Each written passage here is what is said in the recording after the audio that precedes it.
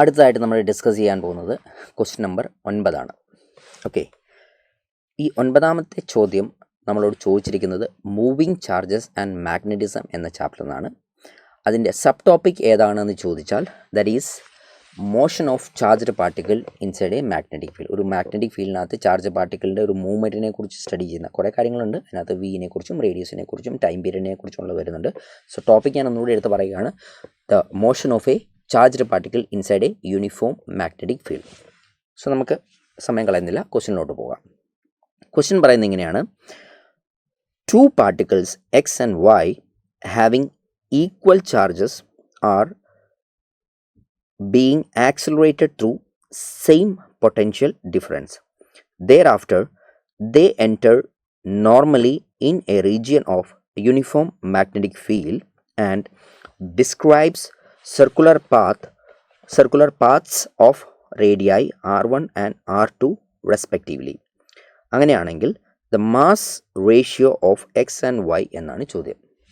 അതായത് നമ്മുടെ കയ്യിൽ എക്സ് എന്നും വൈ എന്നും പേര് കൊടുത്തിട്ടുള്ള രണ്ട് പാർട്ടിക്കിൾസ് ഉണ്ട്. ഈ രണ്ട് പാർട്ടിക്കിൾസിൻ്റെയും ചാർജ് എന്താണ്? സെയിം ആണ്. ഈ രണ്ട് പാർട്ടിക്കിളിനെയും നമ്മൾ ഒരേ പൊട്ടൻഷ്യൽ ഡിഫറൻസിലൂടെ ആക്സിലറേറ്റ് ചെയ്യുന്നു. സ്വാഭാവികമായിട്ടും രണ്ട് പേർക്കും കൈനറ്റിക് എനർജി ഉണ്ടാവും, ആണല്ലോ. ഇനി ഇവരുടെ രണ്ടുപേരുടെയും മാസ് സെയിം ആയതുകൊണ്ട് ഇവർ അക്വയർ ചെയ്തിരിക്കുന്ന കൈനറ്റിക് എനർജീൻ്റെ മാത്തമാറ്റിക്കൽ എക്സ്പ്രഷൻ വേറെ ആയിരിക്കും. പക്ഷേ ആക്സിലറേറ്റ് ചെയ്തിരിക്കുന്ന പൊട്ടൻഷ്യൽ ഡിഫറൻസ് സെയിം ആയതുകൊണ്ടും ഒരേ ചാർജാണ് ഹോൾഡ് ചെയ്യുന്നത് കൊണ്ടും ന്യൂമറിക്കലി ഈ കൈനറ്റിക് എനർജീൻ്റെ വാല്യൂ എന്ന് പറയുന്നത് എന്തായിരിക്കും? സെയിം ആയിട്ട് വരും. സോ അങ്ങനെ ഒരേ കൈനറ്റിക് എനർജി ഹോൾഡ് ചെയ്യുന്ന, പക്ഷേ മാസ് വേറെയാണേ, സോ ഒരേ കൈനറ്റിക് എനർജി ഹോൾഡ് ചെയ്യുന്ന ഈ രണ്ട് പാർട്ടിക്കിൾസും എന്ത് ചെയ്യുന്നു? ഒരു യൂണിഫോം മാഗ്നറ്റിക് ഫീൽഡിലോട്ട് എൻ്റർ ചെയ്യുന്നു. എങ്ങനെയാണ് എൻ്റർ ചെയ്യുന്നത്? പെർപെൻഡിക്കുലർലി ആണ് എൻ്റർ ചെയ്യുന്നത്. അങ്ങനെ പെർപെൻഡിക്കുലർലി എൻ്റർ ചെയ്തതിന് ശേഷം ഇത് ഒരു സർക്കുലർ പാത്തിൽ മൂവ് ചെയ്യത്തില്ലേ? ആ സർക്കുലർ പാത്തിൻ്റെ റേഡിയസ് എന്ന് പറയുന്നത് R1 R2 എന്ന് പറഞ്ഞിട്ടുണ്ട്. സോ അങ്ങനെയാണെങ്കിൽ ഓപ്ഷൻസിൽ നോക്കിയിട്ട് ഈ R1 R2 കണക്ട് ചെയ്യുന്ന മാസിൻ്റെ റിലേഷൻ എന്താണെന്നാണ് ചോദ്യം. സോ ക്വസ്റ്റ്യൻസ് ക്ലിയർ ആണല്ലോ. സോ ഞാൻ ആ ക്വസ്റ്റ്യൻ്റെ ഇൻട്രൊഡക്ഷനകത്ത് പറഞ്ഞതുപോലെ തന്നെ ഇവരുടെ രണ്ടുപേരുടെയും കൈനറ്റിക് എനർജി എന്താണ്? സെയിം ആണ്. കാരണം ഒരേ ചാർജ് ഒരേ പൊട്ടൻഷ്യൽ ഡിഫറൻസിലൂടെ ആക്സിലറേറ്റ് ചെയ്യപ്പെട്ടു. സോ ചെയ്തിരിക്കുന്ന വർക്ക് എന്തായിരിക്കും? അതായിരിക്കുമല്ലോ കൈനറ്റിക് എനർജി ആയിട്ട് അപ്പിയർ ചെയ്യപ്പെടുന്നത്. So half of m1 into v1 square is equal to half of m2 into v2 square എന്ന് പറയാൻ പറ്റും. ഇത് കട്ടായി പോയി കഴിഞ്ഞു കഴിഞ്ഞാൽ m1 into v1 square is equal to m2 into v2 square എന്നുള്ള റിലേഷൻ നമുക്ക് എത്താൻ പറ്റും. ഓക്കെ ആണല്ലോ. ഇനി ഈ ഒരു ചാർജ് പാർട്ടിക്കിൾ മൂവ് ചെയ്യുന്ന സർക്കുലർ പാത്ത് അതിൻ്റെ റേഡിയസുമായിട്ട് കണക്ട് ചെയ്യുന്ന ഇക്വേഷനൂടെ നമ്മൾക്ക് എഴുതേണ്ടതായിട്ടുണ്ട്. നമുക്കറിയാവുന്ന കാര്യമാണ് BQV. ഇതാണ് force experienced by a moving charge particle എന്ന് പറയുന്നത്. അതാണ് എന്ത് കൊടുക്കുന്നത്? നെസസറി സെൻട്രിപെറ്റൽ ഫോഴ്സ് ആയിട്ടുള്ള mv²/r കൊടുക്കുന്നത്, ആണല്ലോ. അപ്പോൾ നമ്മളിവിടെ ഇതിനെ ക്യാൻസൽ ചെയ്യുന്ന സമയത്ത് റേഡിയസിൻ്റെ എക്സ്പ്രഷൻ നമ്മൾ എങ്ങനെ എഴുതുക? Radius r is equal to mv divided by എന്തെന്ന് എഴുതാൻ പറ്റും? b ഇൻറ്റു q എന്ന് എഴുതാൻ പറ്റും. സോ അപ്പം എൻ്റെ മക്കൾ ശ്രദ്ധിക്കണം, നമ്മൾക്ക് ഇവിടെ ഒരു റേഡിയസിൻ്റെ ജനറൽ എക്സ്പ്രഷൻ കിട്ടിയിട്ടുണ്ട്. അതുപോലെ തന്നെ ഇവരുടെ മാസും സ്പീഡുമായിട്ട് കണക്ട് ചെയ്യുന്ന ഒരു എക്സ്പ്രഷൻ നമ്മൾക്കിവിടെ കിട്ടിയിട്ടുണ്ട്. സോ ഇനി R1/R2 ഈക്വൽ ടു എന്താണെന്നല്ലേ ചോദിച്ചിരിക്കുന്നത്. സോ അതുകൊണ്ട് തന്നെ ഈ ഒരു ഇക്വേഷൻ എന്നിട്ട് അതിനെ കണക്ട് ചെയ്ത് എനിക്ക് പറയാൻ പറ്റും R1 divided by R2 that is equal to m1 v1 divided by m2 v2 ആയിരിക്കും. എന്തുകൊണ്ട്?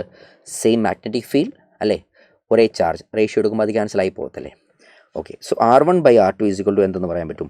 m1 v1 divide by m2 v2 എന്ന് പറയും.